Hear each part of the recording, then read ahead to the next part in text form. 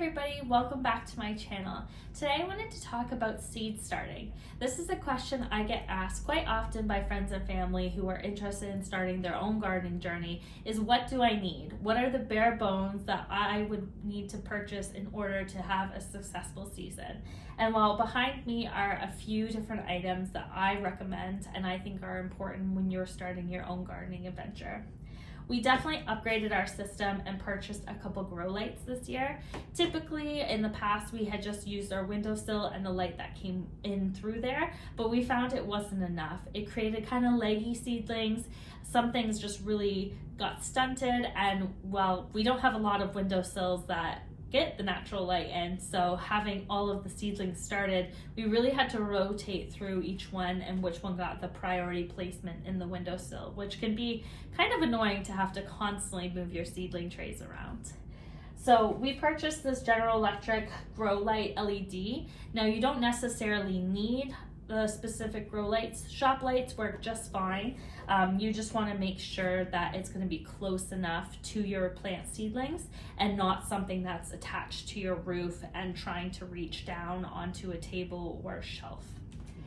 Also, we started using a fan this year. This wasn't something we used in the past, but was recommended because if you think about it, your plants inside, they don't necessarily get the elements. They don't get the wind, they don't get the movement from bugs, from critters going through them. And by putting a fan on them, they kind of create a stronger stem. And so that is something we've been running every couple of hours on our seedlings each day to kind of trigger them into knowing that movement is going to happen and ultimately create a stronger plant. We also have our starting medium just here at the back, and I have a bucket which I use just to mix the medium with water. Making sure that you have medium that is specific to seed starting is really important. There are lots of different methods that you can use online, whether or not you use little peat pods or if you use the actual medium that comes in the bag that you then put into these trays here. That's my preference, so I can pick and choose what size tray I use. Because these inserts here, they actually are removable and they come in a variety of different sizes. So being able to control the sizes that I want to use per plant has been really impactful for my gardening. Some really like to be nice, tight, and cozy, while some will have big root systems and require that larger pot to start off with to have the best chance at growing into a healthy plant. So the premium seed starting mix is mixed with vermiculite, but at the back I have an extra bag of vermiculite that I like to sprinkle on top, and I find it really helps with like the moisture control. I also have my sprayer, which is the orange guy on the far side there, and that just allows me to have an access to water quickly so I can water my seedlings.